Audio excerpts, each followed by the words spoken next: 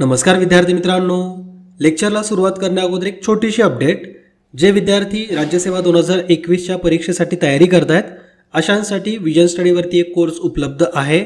ज्यांना क्वालिटी अभ्यास करायचा आहे, भरपूर सारी प्रॅक्टिस करायची आहे, अशांनी या कोर्समध्ये प्रवेश घ्यायला हरकत नाही.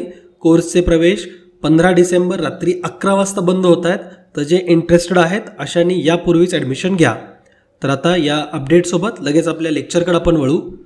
आजच्या लेक्चरमध्ये आपण ऑक्टोबरमधल्या महत्त्वाच्या करंट अफेअर्सचा पार्ट 3 बघतोय. याआधी पार्ट 1 आणि पार्ट 2 ऑलरेडी आपण बघितला आहे. आय थिंक दोन्ही पण पार्ट एका तासापेक्षा जास्त मोठे होते. आजचं लेक्चरसुद्धा मे बी तेवढं मोठं असू शकतं, ज्या माध्यमातून ऑक्टोबर महिना हा तुमचा अगदी इन डिटेलमध्ये कव्हर होईल. दैनिक मराठीचा तुमच्यासाठीचं हे लास्ट सेशन असणार आहे. यानंतर जे सगळे लेक्चर्स हे विजन स्टडीवरती अवेलेबल असतील.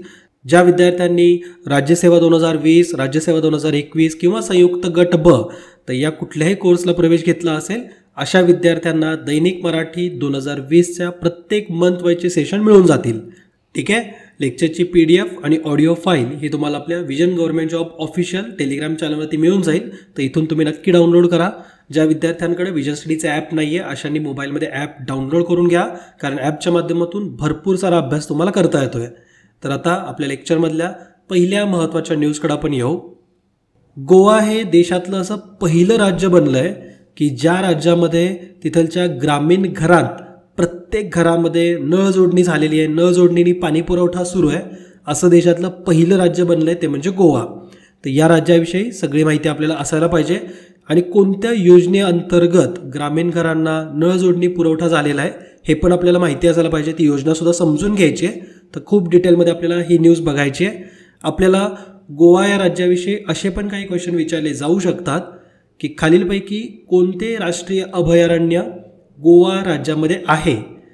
एकूण 6 राष्ट्रीय अभयारण्यांची नावं दिलेली आहेत. त्यापैकी कुठलं गोवामध्ये आहे असं आपल्याला विचारलं आहे. नेत्रावल्ली, त्यानंतर भगवान महावीर, कोटीगाव, मोलेम, बॉन्डला आणि सलीम अली पक्षी अभयारण्य. तर यापैकी कुठलं गोव्यामध्ये आहे हे आपल्याला जाणून घ्यायचं आहे. तुम्हाला नक्कीच या क्वेश्चनचा आन्सर लेक्चरच्या शेवटी बघायला मिळेल. पहिल्यांदा हा घटक चर्चेमध्ये कुठून आला, ही न्यूज कुठून आलेली आहे ते बघूयात. जलजीवन मिशन अंतर्गत प्रत्येक ग्रामीण घरांना नळ जोडणी पुरवणारे गोवा हे देशातलं पहिलं राज्य बनलेलं आहे. आणि यासहच गोव्याला आता हर घर जल राज्य म्हणून सुद्धा ओळखलं जाईल. हर घर जल म्हणजेच प्रत्येक घरामध्ये पाणी, आणि हा पाणी पुरवठा नळाच्या माध्यमातून केला जातो आहे. त्यामुळं ग्रामीण भागामधील लोकांचं जीवनमान उंचवायला मदतसुद्धा होईल, तिथलचं जीवन अधिक सुलभ व्हावं. तर या उद्देशाने गव्हर्नमेंटकडून एक योजना आखण्यात आली होती. त्या योजनेला आपण ऑलरेडी आधीच्या सेशनमध्ये सुद्धा बघितलं आहे. ती योजना म्हणजे जलजीवन मिशन. तर जलजीवन मिशन अंतर्गत 2024पर्यंत देशातील 15 कोटी ग्रामीण कुटुंबियांना नळ जोडणी प्रदान करण्याचं उद्दिष्ट ठरवण्यात आलं आहे. आणि याच मोहिमेअंतर्गत आता गोवा हे देशातलं असं पहिलं राज्य बनलं आहे की तिथलच्या ग्रामीण भागामध्ये प्रत्येक घरांमध्ये नळ जोडणी झालेली आहे. ठीक आहे. या व्यतिरिक्त ना गोवामध्ये आता पाण्याची क्वालिटी टेस्ट करण्यासाठी म्हणून प्रयोगशाळांची सुद्धा उभारणी केली जाईल. गोवा राज्य पाणी चाचणी क्षमता मजबूत करण्यासाठी राज्य NABL, आता NABL म्हणजे काय तर national accreditation board for testing and calibration laboratories, त्यालाच NABL म्हटलं जातं. तर यांच्याकडून प्रमाणित 14 जलगुणवत्ता चाचणी प्रयोगशाळा सुरू करण्याची प्रक्रियासुद्धा आता सुरू करण्यात आलेली आहे. वॉटर क्वालिटी टेस्टिंग लॅबोरेटरीज आता स्थापन केले जातील. इवन जी आपली जलजीवन मिशन जे आहे ना तर त्या अंतर्गत सुद्धा प्रत्येक गावातील 5 जणांना, विशेषतः महिलांना, गावामध्येच पाणी चाचणीच्या संदर्भामध्ये टेस्ट किट प्रशिक्षणसुद्धा दिलं जाणार आहे. तर म्हणजे आता गव्हर्नमेंटचा तर हा हेतू आहे की तुमच्या प्रत्येक घरामध्ये पाणी आलं पाहिजे, पण ते पाणीसुद्धा अगदी चांगलं असायला पाहिजे, म्हणजे त्याची क्वालिटी टेस्टिंगमध्ये ते ॲप्रूव्ह व्हायला पाहिजे. आणि म्हणून या योजनेअंतर्गतच, जलजीवन मिशन अंतर्गतच गावामध्येच राहून विशेषतः गावातल्या महिलांसाठी 5 जणांना असं एक टेस्टिंग किट प्रशिक्षण दिलं जाणार आहे, जेणेकरून ते स्वतः पाण्याची गुणवत्ता तपासू शकतील. ठीक आहे. शुद्ध पिण्याचे पाणी देणे हे केंद्र सरकारचे राष्ट्रीय प्राधान्य असणारे या योजनेअंतर्गत. गोवा या राज्याचं यश जे आहे तर ते इतर राज्यांसाठी एक चांगलं उदाहरण ठरणार आहे. कारण कोविडच्या परिस्थितीमध्ये ज्यावेळेस सगळ्यांनी सोशल डिस्टन्सिंगचं पालन करावं अशा प्रकारचं अपील करण्यात आलं होतं, तर त्या दरम्यान गोव्यामधल्या घरांमध्ये अगदी नळानी पाणी येत होतं, पाणी पुरवठा नळानी होत होता आणि त्यामुळे तिथं सोशल डिस्टन्सिंग पण मेंटेन झालं. संक्रमणाचा जो काही भीती होती तर ती सुद्धा कमी झाली. घरांच्या नळ जोडणी बाबतीत ग्रामीण भारतातील ही जी क्रांती आहे तर ती आपण न्यू इंडियाच्या दिशेने असलेले एक पाऊल म्हणू शकतो. राज्याची कटिबद्धता आणि वेगवान प्रयत्नांमुळे नियोजित वेळेच्या आधीच गोव्याने ही प्रगती आणि लक्ष्य सुनिश्चित केलेलं आहे. ठीक आहे. गोव्यातील 2 जिल्ह्यांमध्ये उत्तर गोव्यात 1.65 लाख ग्रामीण घरं आहेत आणि दक्षिण गोव्यामध्ये 98,000 ग्रामीण घरं आहेत. म्हणजे जवळपास 2,65,000 ग्रामीण घरांमध्ये गोव्यामध्ये पाण्याचा पुरवठा हा नळाने आता सुरू आहे. 191 ग्रामपंचायती नळाच्या माध्यमातून पाणी पुरवठा करत आहेत. ठीक आहे. तर एवढी इन्फॉर्मेशन तुम्ही या योजनेअंतर्गत गोव्याबद्दलची लक्षात ठेवा. जलजीवन मिशन काय आहे तर 2024पर्यंत 15 कोटी ग्रामीण कुटुंबियांना नळ जोडणी प्रदान करणे हे याचं मुख्य उद्दिष्ट आहे. या व्यतिरिक्त याच जलजीवन मिशन अंतर्गत प्रत्येक गावातील 5 जणांना, विशेषतः महिलांना, त्या गावामध्ये जे पाणी पुरवठा केला जातो तर त्या पाण्याची चाचणी करण्यासाठी टेस्ट किट कसं वापरायचं याचं प्रशिक्षण सुद्धा दिलं जाणार आहे आणि ते सुद्धा त्यांच्या गावामध्येच राहून. ठीक आहे. तर हे अतिशय महत्त्वाचे उद्दिष्ट जे की जलजीवन मिशन अंतर्गत आहेत ही तुम्ही लक्षातच ठेवा. थोडीशी माहिती आपण गोवा या राज्याबद्दल सुद्धा जाणून घेऊ. गोवा हे भारतातील क्षेत्रफळाच्या दृष्टीने सगळ्यात लहान, सगळ्यात छोटंसं असं राज्य आहे. लोकसंख्येच्या दृष्टिकोनातून ते सगळ्यात 4थं छोटं राज्य आहे. म्हणजे सिक्कीम राज्याची लोकसंख्या सगळ्यात कमी आहे, त्यानंतर मिझोराम, त्यानंतर आहे अरुणाचल प्रदेश आणि आता गोवा. ठीक आहे. म्हणजे खालून लोकसंख्येमध्ये गोव्याचा 4था क्रमांक लागतो. सगळ्यात कमी लोकसंख्या आहे सिक्कीमची, त्यानंतर सेकंड लास्टला आहे मिझोराम, त्यानंतर त्याच्या आधी आहे अरुणाचल प्रदेश आणि लास्टहून 4था क्रमांक लागतो गोव्याचा. ठीक आहे. गोव्याची आपण जर भौगोलिक सीमा बघितली तर गोव्याला महाराष्ट्र राज्य लागून आहे, त्यानंतर कर्नाटकची बॉर्डर आहे, त्यानंतर अरबी समुद्रसुद्धा आहे. उत्तरेला महाराष्ट्र आहे, पूर्व आणि दक्षिणेला कर्नाटक आहे, पश्चिमेला अरबी समुद्र आहे. गोवासुद्धा आपल्या भारताच्या अगदी पश्चिम किनारपट्टीवरती असलेलं राज्य, ज्याचं एकूण क्षेत्रफळ 3,702 चौरस किलोमीटर एवढं आहे. गोव्याची लोकसंख्यासुद्धा 14,57,723 एवढी आहे आणि गोव्यामध्ये कोकणी, मराठी बोलली जाते. तिथं मासेमारी केली जाते मोठ्या प्रमाणात, शेतीसुद्धा केली जाते. प्रामुख्याने तिथं तांदूळ घेतला जातो, कडधान्यांचं पीक घेतलं जातं. गोव्याची साक्षरतासुद्धा बऱ्यापैकी जास्त आहे, म्हणजे 87% जास्त त्यांची साक्षरता आहे. म्हणजे गोव्याचा साक्षरता दर हा अतिशय चांगला आहे. गोव्यामध्ये ना खनिजांचे साठेसुद्धा तुम्हाला बघायला मिळतील. मॅंगनीज, लोह, बॉक्साईट, तर हे सगळे खनिज आपल्याला गोव्यामध्ये बघायला मिळतील. इवन जर गोव्याला जर तुम्ही ट्रॅव्हल केलं असेल तर लक्षात येईल की तिथं जाताना सुद्धा तुम्हाला बऱ्यापैकी लाल माती आढळते. लाल माती आहे म्हणजे काय, तिथं लोह आणि मॅंगनीजचं प्रमाण जास्त असतं. ठीक आहे. हे थोडं जे मी सांगतोय ना बाकीचं सुद्धा ते लक्षात ठेवत चला, कारण एक्झाममध्ये आपल्याला कशीही क्वेश्चन बनतात. तर जर तुमच्याकडं नॉलेज बेस जर चांगला असेल तर तुम्ही टॅकल करू शकाल. म्हणजे आता मी जसं सांगितलं की लाल माती आहे म्हटल्यावरती लोहाचं आणि मॅंगनीजचं प्रमाण जास्त असतं. तर हे विधान असंच अगदी पुस्तकी भाषेमध्ये जर लिहिलं तर तुम्हाला वाटेल की हां अरे खूप छान वाक्य आहे, पण मी अगदी सरळ सोपं सांगितलं. एक्झाममध्ये विचारल्यानंतर तुम्हाला लगेच क्लिक होऊन जाईल. ठीक आहे. पणजी हे गोव्याची राजधानीचं शहर आहे, गोव्यातलं सगळ्यात मोठं शहरसुद्धा आहे. गोव्यामध्ये सगळ्यात पहिल्यांदा कोण व्यापारी आले होते, हिस्टॉरिकल जर बघितलं तर सगळ्यात पहिल्यांदा कोण आले होते, ब्रिटिश आले होते की डच आले होते, फ्रेंच आले होते. तर गोव्यात सगळ्यात पहिल्यांदा 15व्या शतकामध्ये पोर्तुगीज आले होते व्यापाराच्या निमित्ताने आणि ते परकीयांच्या दृष्टीने गोव्यातलं पहिलं पाऊल होतं. ठीक आहे. म्हणजे गोव्यामध्ये सगळ्यात पहिल्यांदा कोण आले तर पोर्तुगीज आलेले आहेत आणि त्यांनी तो प्रदेश सगळा ताब्यामध्ये घेतला.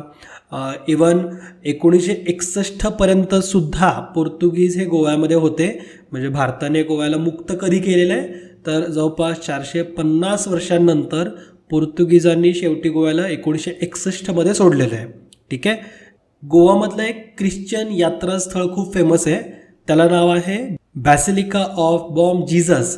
तर हे आशियातलं सगळ्यात मोठं ख्रिश्चन यात्रास्थळ आहे जे की गोव्यामध्येच आहे. तर सह्याद्रीच्या कुशीमध्ये असलेल्या छोट्याशा राज्याबद्दलची एवढी इन्फॉर्मेशन तुम्ही लक्षात घ्या. जो लेक्चरच्या सुरुवातीला आपण क्वेश्चन बघितला होता त्याच्याकडे येऊ. खालीलपैकी कोणते राष्ट्रीय अभयारण्य गोवा राज्यामध्ये आहे तर नेत्रावली आहे, भगवान महावीरसुद्धा आहे, कोटीगावसुद्धा आहे, मोलेम, बॉंडला आणि सलीम अली पक्षी अभयारण्य हे सगळेचे सगळे गोव्यामध्येच आहेत. तर इथं आपला आन्सर राहील पर्याय क्रमांक 3 सर्व. माझा तुम्हाला खूप सोपा क्वेश्चन आहे. सलीम अली बर्ड सँच्युरी किंवा पक्षी अभयारण्य हे गोवा व्यतिरिक्त आणखीन एका राज्यामध्ये सुद्धा आहे. तुम्ही ते राज्य कमेंट करून कळवा. ठीक आहे. तर सलीम अली यांच्या नावावरती आणखीन एक पक्षी अभयारण्य आहे. ते कोणत्या राज्यात आहे ते नक्की कमेंट करून कळवा. आय होप तुम्हाला या योजनेबद्दल बरीचशी माहिती समजली असेल, ज्यावरती आपल्याला एक्झाममध्ये क्वेश्चन येतील. ओके. केरळ हे देशामधलं असं पहिलं राज्य बनलेलं आहे की ज्या राज्यामध्ये सार्वजनिक शिक्षण क्षेत्र हे आता पूर्णपणे डिजिटलाइज झालेलं आहे. आपण आयोगाचे जर तुम्ही क्वेश्चन पेपर बघितले तर एक गोष्ट तुम्हाला लक्षात येईल की ज्यावेळेस कधी फॅक्ट ओरिएंटेड क्वेश्चन विचारायचे असतात तर त्यावेळेस देशातलं पहिलं, देशातली पहिली महिला, देशातलं पहिलं राज्य, तर पहिल्यावरती जास्त भर असतो. तर केरळ हे आपल्या देशातलं असं पहिलं राज्य बनलं आहे की ज्या राज्यामध्ये सार्वजनिक शिक्षण क्षेत्र हे आता पूर्णपणे डिजिटल झालेलं आहे. ठीक आहे. तर याच महत्त्वाच्या न्यूजबद्दल आपण सगळी माहिती जाणून घेणार आहे. त्याआधी केरळ या राज्याबद्दलचा एक इंटरेस्टिंग क्वेश्चन इथे विचारला आहे. खालीलपैकी कोणते जागतिक वारसा स्थळ केरळ राज्यामध्ये आहे? तर एकूण 6 जागतिक वारसा स्थळांची नावं दिलीत. त्यापैकी केरळ राज्यामध्ये कुठलं आहे हे आपल्याला विचारलं आहे. तर केरळमध्ये एकूण 14 जागतिक वारसा स्थळं आहेत. त्यापैकी इथं 6 नावं दिलीत आणि ते तुम्हाला आयडेंटिफाय करायचे आहेत की हे केरळमधलेच आहेत का. अ दिले अंचुतनेगू किल्ला, ब दिले कृष्णपुरम पॅलेस, क आहे थ्रिकाकुड्डी रॉककट मंदिर, ड आहे सेंट मेरीज फॉरेन चर्च, ई आहे थॅलॅरिसी किल्ला आणि फ अनंता पद्मनाभ मंदिर. तर यापैकी वर्ल्ड हेरिटेज साईट केरळमध्ये कुठले कुठले आहेत तर हे थोडंसं माहीत असायला पाहिजे. फॅक्ट ओरिएंटेड क्वेश्चन दिला आहे. तर हा केरळचा विषय चर्चेमध्ये कुठून आला तर सार्वजनिक शिक्षण क्षेत्र हे पूर्णपणे डिजिटल बनवणारे केरळ हे भारतातले आता पहिलं राज्य बनलेलं आहे. डिजिटल म्हणजे काय तर ऑनलाईन प्रणालीच्या माध्यमातून ज्या पद्धतीने सध्या प्रायव्हेट स्कूल्समधून टीचिंग केलं जातं हे तुम्ही ऐकलं असेल. तुमच्या आजूबाजूच्या भागांमध्ये मुलांच्या विषयी तुम्ही हे ऐकलं असेल, बघितलं असेल की आता सगळे ऑनलाईन घरातून अभ्यास करतायत. तर असंच पूर्णपणे सार्वजनिक शिक्षण क्षेत्र हे डिजिटल बनवणारे देशातलं पहिलं राज्य हे केरळ बनलं आहे. ठीक आहे. यासाठी भरपूर असा खर्च करण्यात आला आहे, योजना राबवण्यात आली.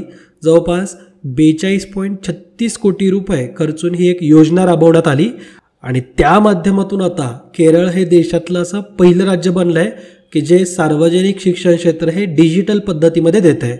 या 42.36 कोटी रुपयांपैकी जवळपास 34.75 कोटी रुपये हे एवढं योगदान KIIFBच्या माध्यमातून करण्यात आलं. आता KIIFB म्हणजे नेमके कोण तर Kerala infrastructure investment fund board. तर यांनी आर्थिक सहाय्य जवळपास 35 कोटी म्हणजे 34.75 कोटींचं केलं आहे. आणि हा प्रकल्प Kerala infrastructure and technology for education kite KITEच्या माध्यमातून राबवण्यात आला. ओके. तर एवढी काही माहिती लक्षात असायला पाहिजे. बेसिक इन्फॉर्मेशन आहे ही. आणखीन जर डिटेलमध्ये गेलो तर या प्रकल्पाचा भाग म्हणून सुमारे 3,74,274 डिजिटल उपकरणे 16,027 शाळांना वितरित करण्यात आली होती. आता डिजिटल उपकरणे म्हणजे काय की जे ऑनलाईन एज्युकेशन प्रणालीला ज्या महत्त्वाच्या गोष्टी असतात तर त्यात जवळपास 3,74,274 तर एवढी उपकरणं ही 16,027 शाळांमध्ये वितरित करण्यात आली. प्राथमिक आणि उच्च स्तरावरती 11,275 शाळांमध्ये हायटेक लॅबसुद्धा सुरू करण्यात आल्या आणि सुमारे 12,678 शाळांमध्ये हाय स्पीड ब्रॉडबँड कनेक्शनसुद्धा देण्यात आले. ठीक आहे. केरळ राज्यात 75,000 उच्च तंत्रज्ञान वर्ग म्हणजे हायटेक क्लासरूमसुद्धा तयार करण्यात आलेत. केरळमध्ये 4,752 शाळा आणि 1,83,440 शिक्षकांनी इन्फॉर्मेशन अँड कम्युनिकेशन टेक्नॉलॉजीचं प्रशिक्षण घेतलं आहे. ठीक आहे. म्हणजे आपण सध्या बघतोय की शाळा वगैरे ऑनलाईन होत आहेत, डिजिटलाइज होत आहेत, पण त्यामध्ये काय झालं ना की शिक्षकांचा दर्जा, शिकवण्याची पद्धत ही मुलांना आवडत नाही आहे, मॅच होत नाही आहे. कारण बरोबर आहे ना की शिक्षकांना सुद्धा जवळपास किती साऱ्या वर्षांपासून ते ऑफलाईन क्लासेसमध्ये शिकवत होते, समोर विद्यार्थी दिसतात, त्या पद्धतीने ते शिकवायचे. पण सगळं हे ऑनलाईन पद्धतीमध्ये शिकवायचं म्हटल्यावरती फरक पडतो, वेगळं वाटतं सगळं. आणि त्यामध्ये मग जर शिक्षकांना प्रशिक्षण नीट दिलं तर ते विद्यार्थ्यांवर ते चांगला इम्पॅक्ट पाडू शकतात आणि त्यावरतीच भर हा केरळ राज्यामध्ये दिलेला दिसतोय. यामध्ये लॅपटॉप, वेबकॅम, प्रोजेक्टर, त्यानंतर DSLR कॅमेरा, दूरदर्शन आणि इतर डिजिटल उपकरणं यांसारख्या घटकांचा समावेशसुद्धा आहे. या सगळ्यांचं प्रशिक्षण शिक्षकांना आणि शाळांना देण्यात आलं आहे. ठीक आहे. या व्यतिरिक्त केरळमधल्या सार्वजनिक शिक्षण क्षेत्र हे पूर्णपणे आता तिथलचे जे वर्ग वगैरे असतात तर ते सगळे हायटेक क्लासरूममध्ये त्यांचं रूपांतर करण्यात आलं आहे. पब्लिक एज्युकेशन रिज्युनेशन मिशनच्या अंतर्गत ही अंमलबजावणी करण्यात आली आहे. ठीक आहे. तर एवढी इन्फॉर्मेशन तुम्ही या कामगिरीबद्दल लक्षात ठेवा. केरळ राज्याबद्दल जर बघितलं तर केरळ आपल्या भारताच्या दक्षिण टोकाला असलेलं राज्य आहे. केरळ नाव हे थोडं तुम्हाला कधी असं वाटलं का की बाबा केरळचा अर्थ नेमका काय असू शकतो का, किंवा हे कुठल्या भाषेतलं नाव आहे? तर आपण जर जुन्या मल्याळी भाषेमध्ये केरळची फोड केली तर केरळची फोड अशी केरा आणि आलम अशी करता येईल. तर केरा म्हणजे नारळाचं झाड आणि आलम म्हणजे परिसर, म्हणजे नारळाचा झाड असलेला परिसर ते म्हणजे केरळ. आणि केरळ या शब्दाचा तमिळ भाषेमध्ये सुद्धा एक अर्थ होतो. तमिळ भाषेमध्ये जर आपण केरळची फोड केली तर इथं चेरा आणि आलम अशी त्याची फोड होते आणि याचा अर्थ होतो डोंगरापलीकडील उतरणीचा प्रदेश, म्हणजे डोंगरापलीकडचा जो उतार असतो तर तिथलचा प्रदेश म्हणून केरळची तमिळ भाषेमध्ये फोड होते आणि जुन्या मल्याळम भाषेमध्ये नारळाचे झाड असलेला प्रदेश. ठीक आहे. तर हे असं नाव केरळचं पडलं आहे हे तुम्हाला माहिती असावं. कर्नाटक आणि तामिळनाडू या राज्यांच्या सीमासुद्धा केरळला लागून आहेत. केरळच्या पश्चिमेला अरबी समुद्र आहे, केरळच्या दक्षिणेला हिंदी महासागर आहे. भारतातलं सगळ्यात हिरवंगार राज्य म्हणून केरळची ओळख केली जाते, म्हणजे हिरवाईने नटलेले राज्य म्हणून आपण केरळला ओळखतो, ज्याची स्थापना ही 1 नोव्हेंबर 1956ला झालेली आहे.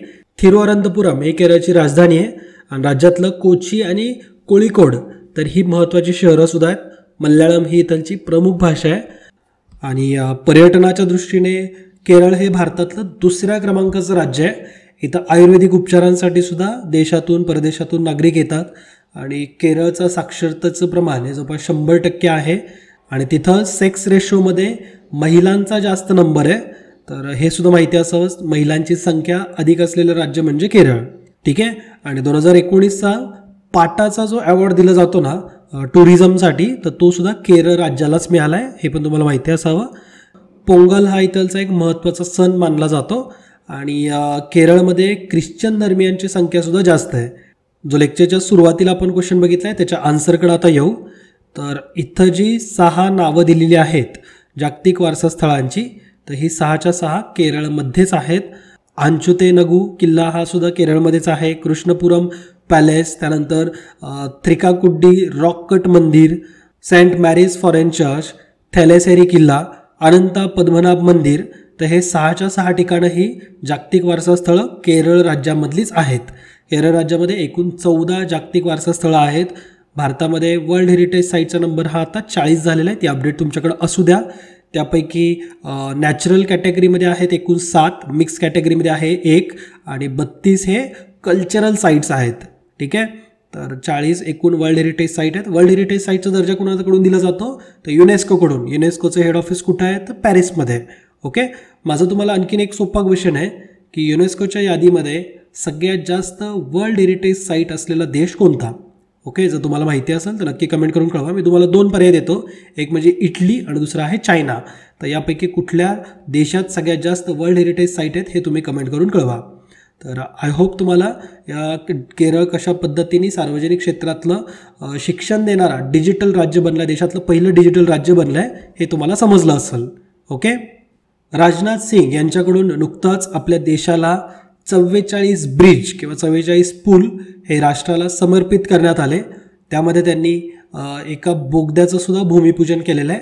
नेचीफू असं त्या बोगद्याचं नाव आहे, जो की अरुणाचल प्रदेश राज्यामध्ये येईल. तर या 44 पुलांना राष्ट्राला समर्पित केल्यानंतर हा एक वर्ल्ड रेकॉर्डसुद्धा झाला आहे की एकाच दिवशी 44 पुलांचं इनॉग्रेशन सुद्धा झालं आणि या व्यतिरिक्त नेचीफू बोगद्याचं सुद्धा भूमिपूजन झालेलं आहे. ठीक आहे. तुम्हाला अरुणाचल प्रदेश राज्याविषयी इथे एक छोटासा क्वेश्चन दिला आहे की खालीलपैकी कोणते राष्ट्रीय उद्यान हे अरुणाचल प्रदेश राज्यामध्ये आहे? तर राज्यामध्ये आहे असा म्हणून क्वेश्चन विचारला आहे. तर नामदाफा राष्ट्रीय उद्यान, मौलिंग राष्ट्रीय उद्यान, मेआओ वन्यजीव अभयारण्य, दिबांग वन्यजीव अभयारण्य, सेसा ऑर्चिड अभयारण्य आणि ईगलचे घरटे म्हणजेच ईगल्स नेस्ट नावाचं एक अभयारण्य आहे. तर हे अरुणाचल प्रदेशमध्येच आहे का हे तुम्हाला माहिती असायला पाहिजे. तर या क्वेश्चनचा आन्सर हे आपण या लेक्चरच्या शेवटच्या भागामध्ये जाणून घेऊ. त्यापूर्वी हा मुद्दा चर्चेमध्ये कुठून आला आहे ते पहिल्यांदा समजून घ्या. संरक्षण मंत्री राजनाथ सिंग यांनी 44 प्रमुख कायमस्वरूपी पूल राष्ट्राला समर्पित केलेत.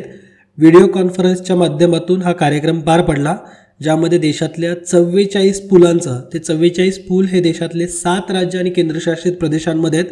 म्हणजे वेगवेगळ्या अशा 7 राज्य आणि केंद्रशासित प्रदेशांच्या अशा एकूण 44 पुलांचं इनॉग्रेशन हे व्हिडिओ कॉन्फरन्सच्या माध्यमातून राजनाथ सिंग यांनी केलं. ठीक आहे. आणि एकाच वेळी 44 पूल राष्ट्राला समर्पित केल्याचा हा एक विक्रमसुद्धा बनलेला आहे.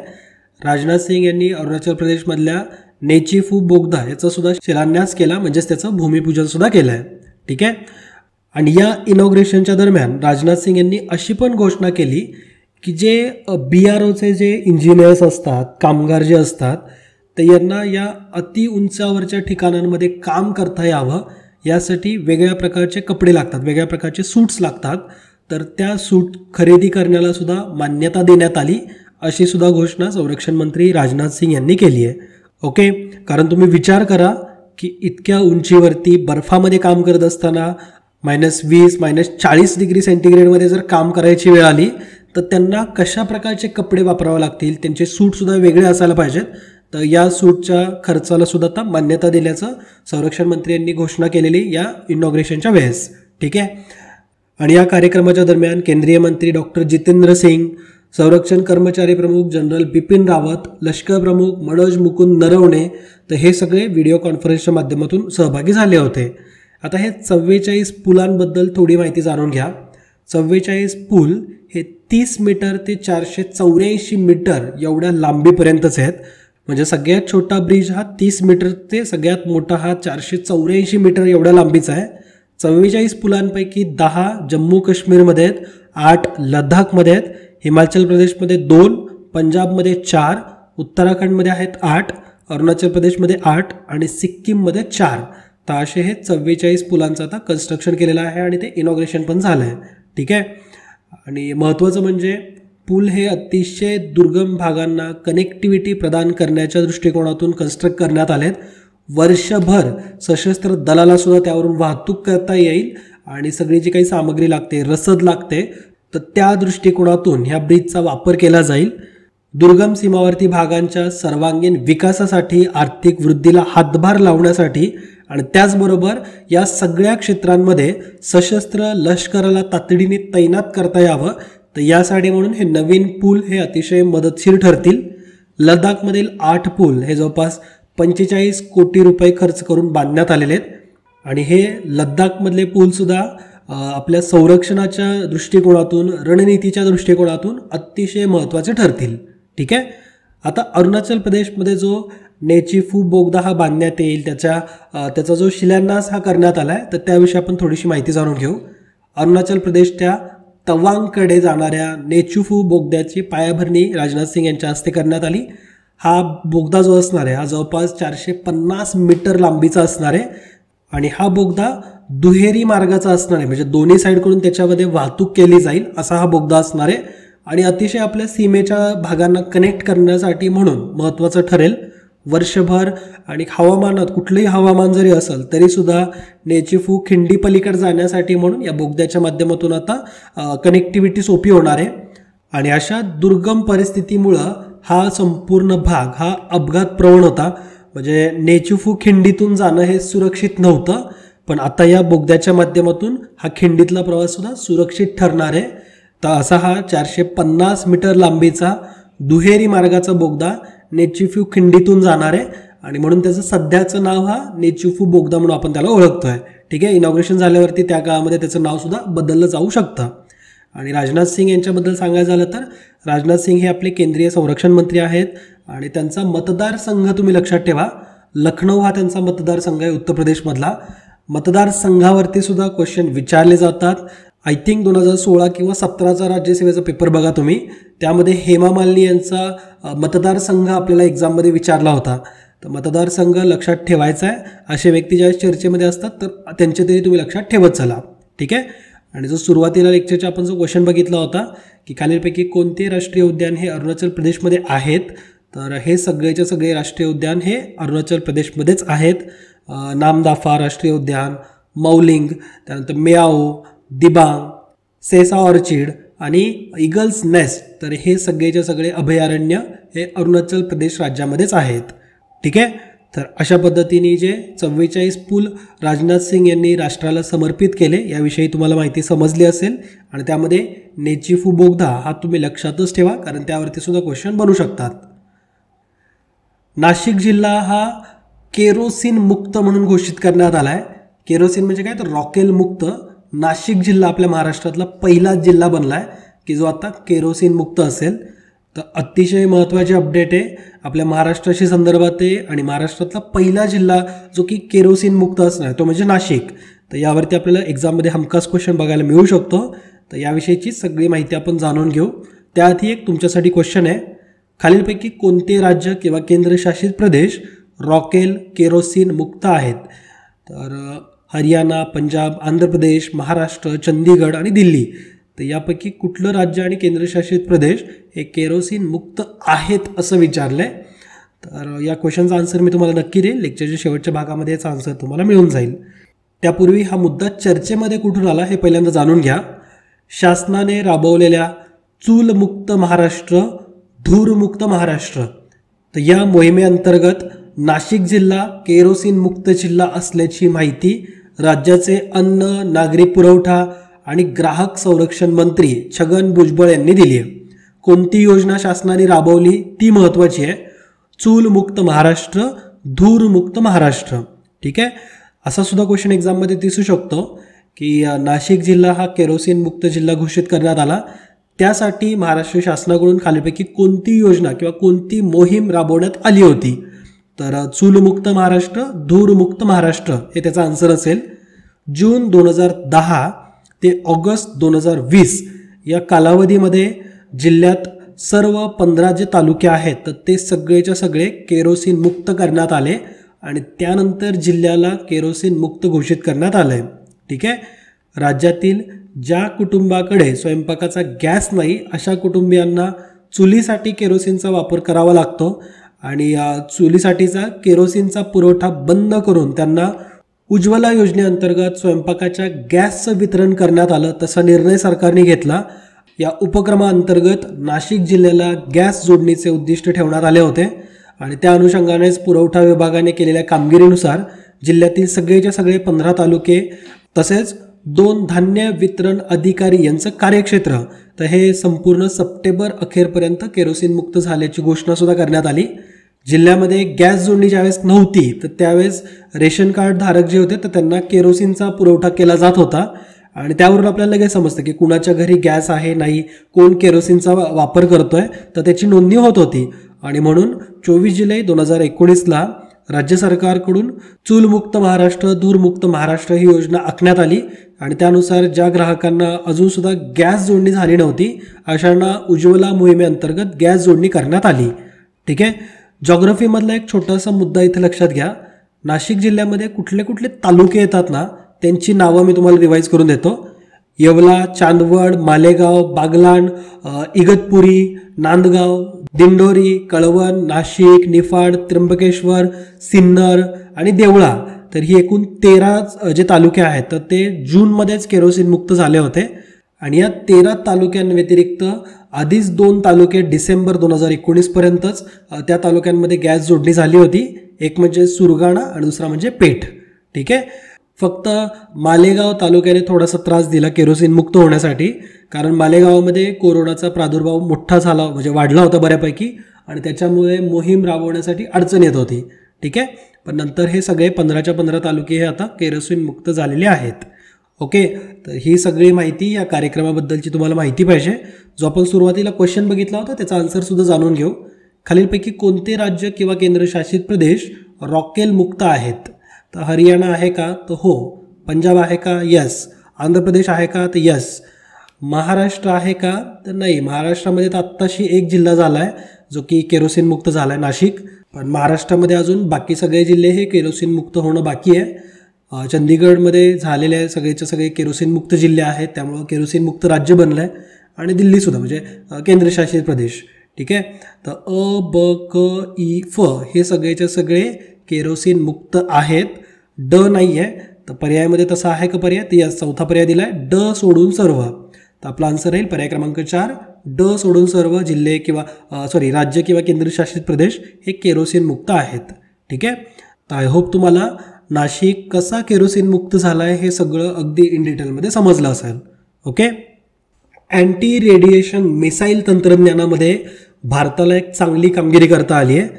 भारताकडून DRDOकडून विकसित करण्यात आलेल्या रुद्रम-1 या क्षेपणास्त्राची चाचणी ही यशस्वी झाली आणि आता भारतसुद्धा अँटी रेडिएशन मिसाईल तंत्रज्ञानामध्ये एक पहिलं पाऊल टाकण्यात यशस्वी ठरला आहे. तर याच विषयी रुद्रम-1 विषयीच सगळी माहिती आपल्याला आज जाणून घ्यायची आहे. त्याआधी तुमच्या सगळ्यांसाठी एक क्वेश्चन इथे दिला आहे. खालीलपैकी कोणते मिसाईल जमिनीवरून जमिनीवर मारा करण्यासाठी नाही, म्हणजेच सरफेस टू सरफेस मिसाईल नाही आहे खालीलपैकी कुठलं, हे तुम्हाला विचारलं आहे. पृथ्वी, अग्नी, त्रिशूल, आकाश. तर यापैकी जमिनीवरून जमिनीवर मारा कुठलं मिसाईल करू शकत नाही. तर या क्वेश्चनचा आन्सर नक्कीच तुम्हाला देता येईल. मी सुद्धा तुम्हाला या क्वेश्चनचा आन्सर लेक्चरच्या शेवटी सांगणार आहे, त्यामुळे अगदी व्यवस्थितपणे बघा. पहिल्यांदा हे रुद्रम-1 क्षेपणास्त्र चर्चेमध्ये कुठून आलं ते जाणून घेऊ. रेडिओ लहरी वेधी म्हणजेच अँटी रेडिएशन मिसाईल रुद्रम-1, तर त्याची यशस्वी चाचणी घेण्यात आली. Defence research and development organisation म्हणजेच DRDO, तर भारताच्या शिरपेचात आणखीन एक मानाचा तुरा रोवलेला DRDO, तर यांच्याकडून अँटी रेडिएशन मिसाईल रुद्रम-1 तर याची चाचणी घेण्यात आली. सुखोई 30 या फायटर विमानाच्या माध्यमातून या क्षेपणास्त्राची चाचणी घेण्यात आली आणि ही चाचणी अगदी यशस्वी ठरलेली आहे. ओडिशामध्ये बालासोरमधून ही चाचणी घेण्यात आली, तर हा मुद्दा लक्षात घ्या. रुद्रम-1 क्षेपणास्त्र जवळपास 250 किलोमीटरपर्यंतच्या शत्रूचे रडार, हवाई संरक्षण प्रणाली, संरक्षण यंत्रणा उद्ध्वस्त करू शकते. अशा प्रकारचे याची रेंज आहे 250 किलोमीटरची. आणि हे मिसाईल किंवा हे क्षेपणास्त्र कशावरती टार्गेट करतोय, तर शत्रूचे जे रडार असतात किंवा हवाई संरक्षण प्रणाली जी असते, म्हणजे अँटी डिफेन्स टेक्नॉलॉजीवरती काम करण्यासाठी म्हणून रुद्रम-1 हे क्षेपणास्त्र विकसित करण्यात आलं आहे. या क्षेपणास्त्राचा वेग जवळपास मॅक 2 एवढा आहे. मॅक 2 म्हणजे काय, तर ध्वनीपेक्षा दुप्पट. ठीक आहे. आणि हे रुद्रम-1 हे पूर्णपणे मेड इन इंडिया आहे, म्हणजे स्वदेशी बनावटीचा आहे पूर्णपणे रुद्रम-1. आणि हे क्षेपणास्त्र शत्रूवर कितीही उंचावरून डागले जाऊ शकते. तसेच हे मिसाईल कुठल्याही प्रकारच्या सिग्नलमध्ये येत नाही, रॅडिएशनमध्ये येत नाही आणि म्हणूनच तर ते अँटी रॅडिएशन मिसाईल आहे. म्हणजे ते कुठल्याही सिस्टीममधून त्याला पकडलं जाऊ शकत नाही किंवा त्याला कॅच करता येणार नाही, कुठलेही सिग्नल्स त्याला पकडू शकणार नाहीत. अशा प्रकारचं हे मिसाईल रुद्रम-1 हे DRDOकडून विकसित करण्यात आलं आहे. आणि या व्यतिरिक्त हे मिसाईल रुद्रम-1 जे आहे तर ते सुखोईला सुद्धा आणि तेजस या दोन्ही लढाकू विमानांवरती वापरण्यात येऊ शकतं. म्हणजे दोन्हींच्या मिसाईल सिस्टीममध्ये याचा वापर केला जाऊ शकतो. रुद्रम-1ची चाचणी आपण यशस्वी केली आहे, पण त्याच्यामध्ये अजून काही थोडे मॉडिफिकेशन्स आहेत, त्याची सुद्धा आता चाचणी केली जाईल. ठीक आहे. आणि DRDOकडून या आधीच स्मार्ट हे सुद्धा एक क्षेपणास्त्र विकसित करण्यात आलं आहे. स्मार्टचा एक लॉंग फॉर्म आहे supersonic missile assisted release of torpedo.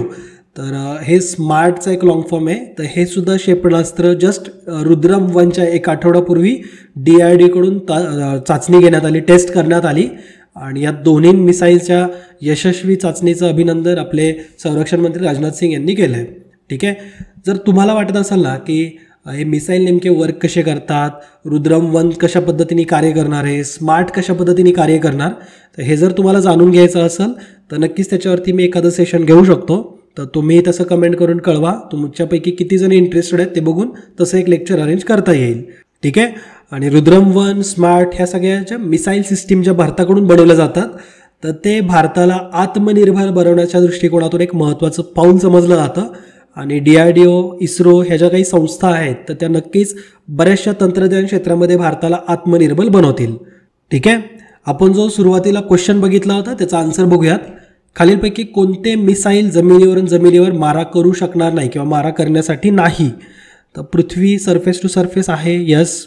अग्निसुद्धा surface to surface missile आहे, म्हणजे जमिनीवरतून जमिनीवरती मारा करण्यासाठी. त्रिशूल नाही आहे. त्रिशूल हे जमिनीवरून आकाशात मारा करण्यासाठी आहे. आणि आकाशसुद्धा, आता आकाश म्हणजे त्याच्या नावातच आहे, तर आकाश हे मिसाईल एअर टू सरफेस मारा करण्यासाठी आहे. तर त्रिशूल आणि आकाश हे दोन जमिनीवरून जमिनीवर मारा करण्यासाठी नाहीत, मात्र पृथ्वी आणि अग्नी हे दोन्हीच्या दोन्ही सरफेस टू सरफेस मिसाईल आहेत. भारताचं अजून एक फेमस मिसाईल आहे ते म्हणजे नाग. नाग हे अँटी टँक मिसाईल आहे, म्हणजे जे रणगाड्या असतात त्यांना उडवण्याचं काम हे नाग मिसाईलच्या माध्यमातून केलं जाऊ शकतं. तर हे काही भारताचे महत्त्वाचे मिसाईल टेक्नॉलॉजी आहेत, मिसाईलची नावं आहेत, ही तुम्ही लक्षात ठेवायला पाहिजे. त्याच्यामध्ये आता स्मार्ट पण ॲड करा आणि रुद्रम-1 सुद्धा आता ॲड करा. ठीक आहे, रुद्रम-1 कशासाठीचं होतं, तर रुद्रम-1 हे अँटी रेडिएशन मिसाईल आहे. याविषयीची सगळी माहिती तुम्हाला समजली असेल अशीच एक अपेक्षा. ओके, पुढच्या आपण महत्त्वाच्या न्यूजकडे वळू. इथून पुढे आपण काही महत्त्वाच्या व्यक्तींविषयी जाणून घेणार आहे. रामविलास पासवान ज्यांचं नुकतंच निधन झालं आहे, त्यांच्याविषयीचं एक वैशिष्ट्य इथं अगदी हायलाईट करून लिहिलेलं आहे की 11 पैकी 9 निवडणुका ते जिंकले होते. त्यांच्या राजकीय जीवनामध्ये 32 वर्षात ते 11 इलेक्शन्समध्ये ते लढलेत आणि त्यापैकी 9 निवडणुका त्यांनी जिंकल्यात. तर रामविलास पासवान यांच्याविषयीचे हे एक हायलाईट आहे, लक्षात ठेवावं तुम्ही, कारण आयोगामार्फत जर क्वेश्चन आला तर याविषयी येऊ शकतो. ठीक आहे, तर रामविलास पासवान यांच्याविषयी आपण सगळी माहिती जाणून घेऊ. लोक जनशक्ती पार्टीचे ते अध्यक्ष होते आणि केंद्रामध्ये सुद्धा रामविलास पासवान हे मंत्रीसुद्धा होते. तर ज्यांचं 74व्या वर्षी निधन झालेलं आहे. बिहारच्या राजकारणातले दलित समाजाचे एक मोठे नेते म्हणून त्यांची ओळख होती. सध्या केंद्र सरकारचे ते ग्राहक, अन्न आणि नागरी पुरवठा विभागाचे मंत्री होते. तर कुठले मंत्री होते ते पण माहिती पाहिजे. ग्राहक, अन्न आणि नागरी पुरवठा विभागाचे ते मंत्री होते. रामविलास पासवान यांनी 8 वेळा लोकसभेवर बिहारचे प्रतिनिधित्व केलेलं आहे आणि सध्या ते राज्यसभेतून खासदार होते. ठीक आहे, तर 8 वेळा ते लोकसभेवरती बिहारचे प्रतिनिधित्व करत होते आणि सध्या राज्यसभेवरती ते खासदारसुद्धा होते. संयुक्त समाजवादी पक्षातून राजकारणाचे धडे त्यांनी गिरवले. 1969 साली पहिल्यांदा ते बिहार विधानसभेमध्ये निवडून गेले होते. 1974 साली लोकदलामध्ये त्यांनी प्रवेश केला होता, सरचिटणीसुद्धा बनले होते. 1975ला आणीबाणी विरोधात त्यांनी बरंचसं कामसुद्धा केलं, त्यांना तुरुंगामध्ये जावं लागलं होतं. 1977मध्ये जनता पार्टीच्या तिकिटावरती हाजीपूर मतदारसंघातून त्यांनी पहिल्यांदा लोकसभेची निवडणूक जिंकली होती. तर पहिल्यांदा जिंकली होती तर कुठल्या मतदारसंघातून, हाजीपूर, आणि कुठल्या पक्षाकडून, तर जनता पार्टीकडून. ठीक आहे, 1977मध्ये. 1980, 1989, 1996, 98, 99, 2004, 2014 तर यांनी बिहारमध्ये लोकांचं प्रतिनिधित्व केलेलं या काळामध्ये. 2000 साली रामविलास पासवान यांनी लोक जनशक्ती पार्टीची स्थापना केली. 2004मध्ये रामविलास पासवान हे काँग्रेसमधून केंद्रीय मंत्री होते, रसायन आणि खत मंत्री होते ते. तर म्हणजे विनिंग साईडमध्ये असायचे नेहमी. 2004मध्येच रामविलास पासवान यांनी लोकसभेची निवडणूकसुद्धा जिंकली होती, पण 2009मध्ये ते हरले होते. 2009चं इलेक्शनमध्ये ते हरले होते. 2010मध्ये ते परत एकदा राज्यसभेतून निवडून गेले होते, राज्यसभेतून खासदार म्हणून निवडून गेले होते. 2014मध्ये अगेन हाजीपूरमधून ते लोकसभेची निवडणूक जिंकले. 2014 पासून ते NDAमध्ये होते. BJPच्या NDA म्हणजे काय, तर नॅशनल डेमोक्रॅटिक अलायन्स म्हणजे राष्ट्रीय लोकशाही आघाडीमध्ये ते होते 2014 पासून. आणि मोदी गव्हर्नमेंटमध्ये ते दुसऱ्यांदा मंत्रिपदावरती होते, केंद्रीय मंत्री होते. रामविलास पासवान हे ग्राहक, अन्न आणि नागरी पुरवठा मंत्रिमंडळाचा कारभार पाहत होते. 32 वर्षात 11 वेळेस निवडणुका लढल्यात, त्यापैकी 9 निवडणुका ते जिंकले सुद्धा आहेत.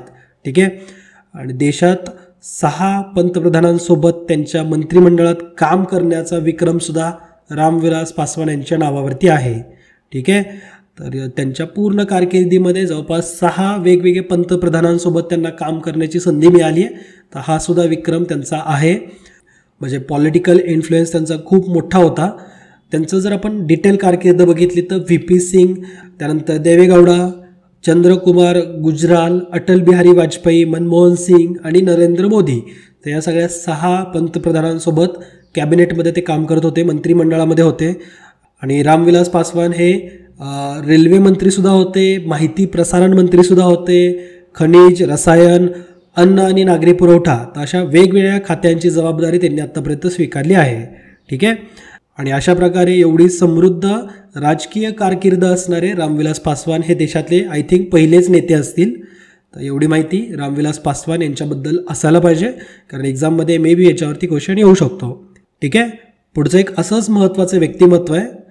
चांदोबा आपण सगळ्यांनी लहानपणी वाचला असेल असं मी कन्सिडर करतो. चांदोबाचे जे चित्रकार होते त्यांचं नाव होतं के.सी. शिवशंकरन. के.सी. शिवशंकरन हे यांचं निधन झालेलं नुकतंच. चांदोबा मॅगझिनमध्ये जे विक्रम वेताळच्या ज्या गोष्टी होत्या, विक्रम आणि वेताळची जी चित्र काढलेली असायची ना, तर ती चित्र काढण्याचं काम हे के.सी. शिवशंकरन यांनी केलं आहे, ज्यांचं चेन्नईमध्ये वयाच्या 97व्या वर्षी निधन झालं. 97 इयर्सचे होते ते के.सी. शिवशंकर. आणि विक्रम वेताळ त्यांचे चित्र त्यांनी काढलेत, त्याच्यासाठी त्यांची एक ओळख आहे.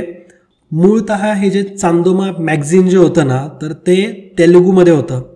तेलुगू नियतकालिकेमध्ये चंदा मामा हे मासिक होतं, ज्याची स्थापना चित्रपट निर्माते बी नाडी रेड्डी आणि चक्रपाणी यांनी 1947 साली केली होती.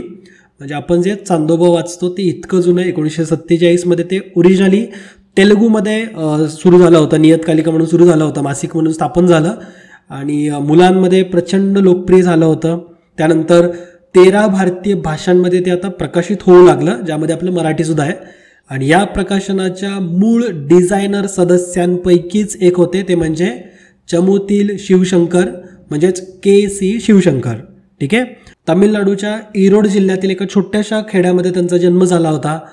आर्ट महाविद्यालयातून म्हणजे कला महाविद्यालयातून 5 वर्षांचा अभ्यासक्रम त्यांनी पूर्ण केला होता. 1946 साली यात उत्तीर्ण झाल्यानंतर कमलाई मगल या तमिळ मासिकात त्यांनी काम सुरू केलं होतं.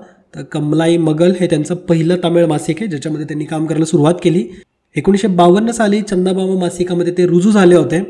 1952 ते 2012 म्हणजे तब्बल 60 वर्ष, जोपर्यंत चंदामामा जे मूळतः तेलुगूमध्ये होतं, तर ते बंद होईपर्यंत ते या मासिकामध्ये चित्र काढण्याचं काम करत होते. त्यानंतर ते रामकृष्ण विजयम मासिकामध्ये त्यांनी काम रुजू केलं होतं. शिवशंकर यांनी चंदामामा मासिकात महाभारत, रामायणातील कथासह अनेक चित्र काढलीत. पण चांदोबामधलं त्यांचं विक्रम आणि वेताळ, तर ही मालिका किंवा त्याच्यातली जी चित्र होती तर ती जास्त फेमस झालेली आहेत. एका हातात तलवार असलेल्या आणि खांदावरती शेव घेतलेला म्हणजे वेताळाला घेतलेलं विक्रम राजाचं चित्र हे चंदामामा मासिकाचं एक वैशिष्ट्य बनलं होतं.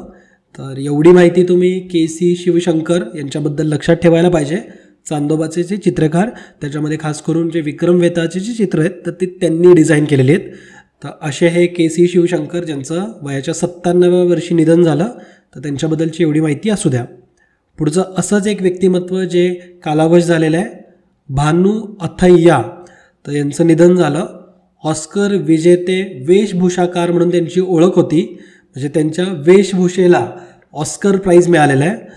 कलाकाराचं जे व्यक्तिमत्व असतं त्या कॅरेक्टरचं, म्हणजे त्या मूवीमधला जो कॅरेक्टर असतो त्याचं जे व्यक्तिमत्व आहे तर ते त्यांनी घातलेल्या कपड्यांवरती जास्त ठासून दिसतं आणि तेच पोशाख सजवण्याचं काम हे वेशभूषाकार करत असतात.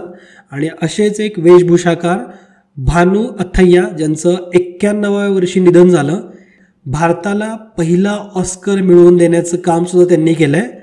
1982मध्ये रिचर्ड ॲटनबरॉ यांनी जो गांधी हा मूवी दिग्दर्शित केला होता, तर त्यामध्ये वेशभूषेसाठी त्यांना ऑस्कर प्राईज मिळाला आहे. तर अतिशय महत्त्वाचं व्यक्तिमत्व आहे. 1982मध्ये रिचर्ड ॲटनबरॉ यांनी गांधी हा जो चित्रपट बनवला होता, तर त्याच्यासाठी सर्वोत्कृष्ट वेशभूषेसाठी म्हणजे या कॅटेगरीमध्ये त्यांना ऑस्कर प्राईज देण्यात आलं होतं भानू अथय्या यांना. तर कुठल्या मूवीसाठी आणि कोणत्या साली हे लक्षात ठेवायला पाहिजे. आता भानू अथय्या हे नाव ऐकल्यानंतर मे बी तुम्हाला असं वाटू शकतं की सर हे मूळतः या साऊथ इंडियाच्या असतील, तर नाही, हे आपल्या कोल्हापूरच्या आहेत. कोल्हापूरमध्ये 28 एप्रिल 1929 रोजी राजोपाध्ये या कुटुंबामध्ये त्यांचा जन्म झाला. भानुमती हे त्यांचं नाव होतं आणि त्यांचे वडीलसुद्धा ना एक चित्रकार होते, म्हणजे चित्रकलेचा किंवा कलेचा वारसा हा ऑलरेडी त्यांच्याकडे होता. आणि नंतर ॲज अ वेशभूषाकार म्हणून त्यांनी चित्रपटांमध्ये काम केलं आणि फायनली त्यांना ऑस्करसुद्धा मिळालं आहे. वयाच्या 91व्या वर्षी त्यांचं निधन झालं. जे महाविद्यालयातून सुवर्ण पदकासह त्या उत्तीर्ण झाल्या होत्या. भानू अथय्या यांनी फॅशन मासिकामध्ये सुद्धा रेखाचित्र काढायला सुद्धा सुरुवात केली होती. 1951मध्ये अगदी चुकून त्यांचं चित्रपटसृष्टीमध्ये पदार्पण झालं. 1951 पासून मग आता पुढचं सगळं आयुष्य हे त्यांनी वेशभूषेला समर्पित केलं. त्यांच्या खूप फेमस अशा मूव्हीज आहेत, म्हणजे ज्या मूव्हीजसाठी वेशभूषा त्यांनी केली आहे, जसं CID, प्यासा, कागज के फूल, वक्त, आरजू, आम्रपाली, गाईड, तिसरी मंजिल, मेरा साया, जॉनी मेरा नाम. तर हे सगळे अशा फेमस मूवी आहेत की ज्यामध्ये वेशभूषाकार म्हणून आपल्या भानू अथय्या यांनी काम केलेलं आहे. ठीक आहे. आणि इवन आशुतोष गोवारीकर यांचा लगान आणि स्वदेश हे जे 2 मूवी आहेत ना, तर या 2 मूवीजमध्ये सुद्धा ॲज अ वेशभूषाकार म्हणून त्यांनी काम केलेलं आहे. स्वदेश नंतर त्यांनी काम थांबवलं होतं, तो त्यांचा शेवटचा मूवी होता. ठीक आहे. आणि एवढंच नाही तर त्या वेशभूषाकार तर होत्याच, पण त्यांनी एक सेपरेट स्टाईलसुद्धा डेव्हलप केली होती श्री 420 तर या चित्रपटासाठी. तर त्या मूवीमधलं जे एक गाणं आहे, खूप फेमस गाणं आहे, मुड मुड के ना देख, तर या गाण्यासाठी अभिनेत्री नादिरा तर यांनी जो एक स्पेशल गाऊन जो घातला आहे, तर हा गाऊन भानू अथय्या यांनीच तयार केलेला होता. म्हणजे एक स्वतंत्र शैलीचा गाऊन त्यांनी तयार केला, म्हणजेच शैली निर्मात्या म्हणून सुद्धा त्यांची एक ओळख बनली होती. गाईड मूवीमध्ये वहिदा रहमान, ब्रह्मचारीमध्ये मुमताज आणि सत्यम शिवम सुंदरममध्ये झीनत अमान, तर यांच्या वेशभूषासुद्धा त्यांनी साकारलेल्या आहेत. अभिनेत्री साधना ज्या आहेत तर त्यांचा तो सलवार कमीज जो होता, तर ती तर स्टाईल बऱ्याचशा मूवीजमध्ये नंतर पुढं अनुकरण करण्यात आलं, कॉपी होत राहिली. तर अशा शैली निर्मात्या म्हणून सुद्धा त्यांची ओळख आहे. आणि भारताला त्यांनी पहिला ऑस्कर मिळवून दिला 1982 मधल्या गांधी या चित्रपटासाठी.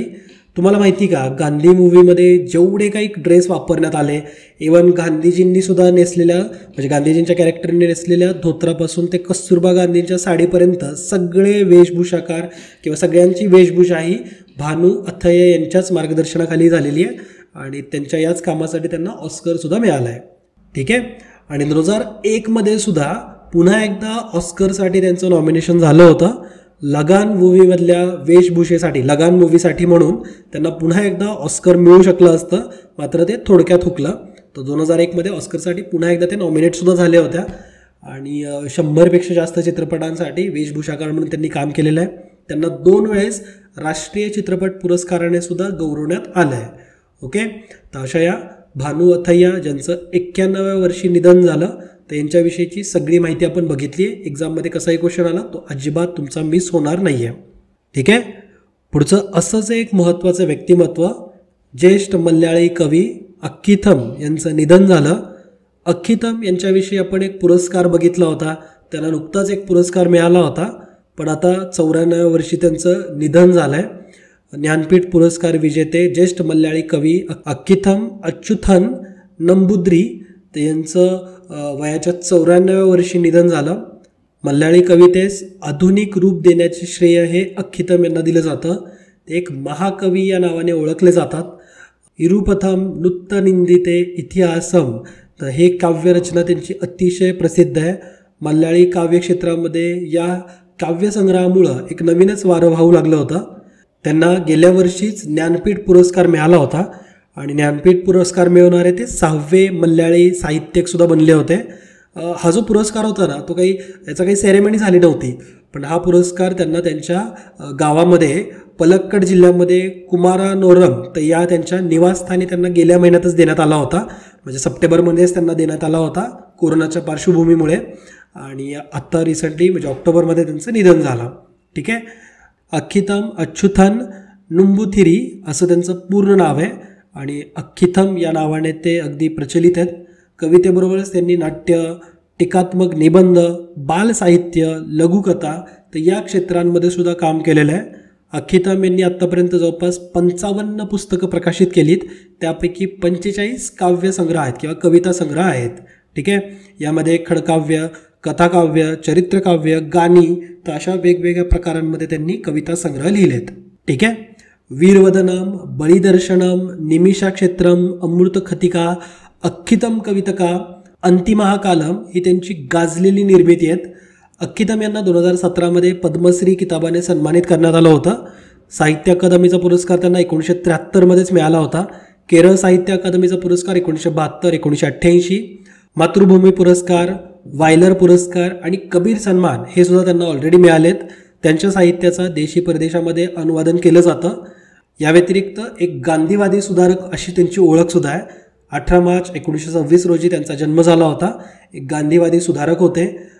कोझिकोडी आकाशवाणी केंद्रामध्ये त्यांनी त्यांच्या कामाची सुरुवात केली. तिथं पहिल्यांदा ते रुजू झाले होते आणि त्यानंतर त्यांचा हा संपूर्ण प्रवास जो की आत्ता आपण बघितला आहे. आणि वयाच्या 94व्या वर्षी ज्येष्ठ मल्याळम कवी अक्किथम यांचं निधन झालं. त्यांच्याविषयीची जी माहिती आपण बघितली ती तुम्ही लक्षातच ठेवा. खरं तर आपण ह्या सगळ्या व्यक्तींची माहिती ज्यावेळेस बघतो ना, तर एक्झाममध्ये तर त्यांच्यावरती क्वेश्चन येईल हा तर हेतू असतोच. या व्यतिरिक्त त्यांचं जीवन बघितल्यानंतर आपल्याला त्यातून काही ना काही प्रेरणा मिळेल या दृष्टिकोनातून त्यांची एवढी डिटेल माहिती आम्ही ॲड केलेली असते. जसं की रामविलास पासवान असतील, कवी अक्किथम असतील, वेशभूषाकार आपण बघितल्या. तर हे जे सगळे व्यक्तिमत्व आहेत ना, तर त्यांच्या जीवनामधून त्यांच्या प्रवासामधून आपण बरंचसं काही शिकू शकतो. आपण आपल्या आयुष्यामध्ये एकाच गोष्टीमध्ये स्टिक न राहता आपण पटकन सुरुवात करण्यावरती भर द्यावा. आपल्याला आपलं आयुष्य आपल्या चांगल्या कामांमुळं वेगवेगळ्या वळणांवरती घेऊन जाईल असं एक माझा तरी सेल्फ बिलीफ आहे. मे बी तुम्हाला तो वेगळा वाटू शकतो, बट आत्तापर्यंतच्या माझ्या आयुष्यामधल्या सुद्धा अनुभवातून मी हे सांगू शकतो की आपण काम करायला सुरुवात केली पाहिजे. आपण पटकन एखाद्या क्षेत्रामध्ये असलो पाहिजे, मग आपल्याला आपलं आयुष्य आपल्या सकारात्मक बाबींमुळे वेगवेगळ्या स्तरावरती घेऊन जातं. ठीक आहे, तर तुमचा आता जास्त वेळ घेणार नाही. ऑलरेडी भरपूर मोठं लेक्चर झालेलं आहे. जाता आता मी पुन्हा एकदा तुम्हाला आठवण करून देतो, विजन स्टडीवरती राज्यसेवा 2021च्या बॅचचे ॲडमिशन्स ओपन आहेत. 15 डिसेंबर रात्री 11 वाजता ते क्लोज होतील. तर जर तुम्ही इंटरेस्टेड असाल तर त्यापूर्वी प्रवेश घेऊ शकता. तुम्हाला अगदी क्वालिटी अभ्यास आणि भरपूर सारी प्रॅक्टिस टेस्ट सॉल्व करायला मिळतील. ठीक आहे, आणि विजन स्टडीजचं ॲप हे तुमच्या फोनमध्ये असायला पाहिजे. ॲपच्या माध्यमातून तुम्हाला अगदी मोफत सब्जेक्ट वाईज PDF मिळतात, करंट अफेअर्स मिळतात, previous year question paper download करू शकता. दररोज फ्री टेस्ट होतात ज्यामध्ये तुमचा स्वतःचा प्रोग्रेस रिपोर्ट तुम्हाला समजतो की तुम्ही विद्यार्थ्यांमध्ये कितवा रँक मिळवला आहे. तर म्हणून नक्कीच ॲप डाउनलोड करा, त्याचा लाभ घ्या. अगदी सगळं काही मोफत आहे. आणि जर तुम्ही इंटरेस्टेड असाल तर राज्यसेवा 2021च्या कोर्समध्ये प्रवेश घेऊ शकता. तर तुमची इथंच रजा घेतो. हसत खेळत अभ्यास करा, हेल्दी फूड खा आणि आईवडिलांची काळजी घ्या. जय हिंद, जय महाराष्ट्र. धन्यवाद.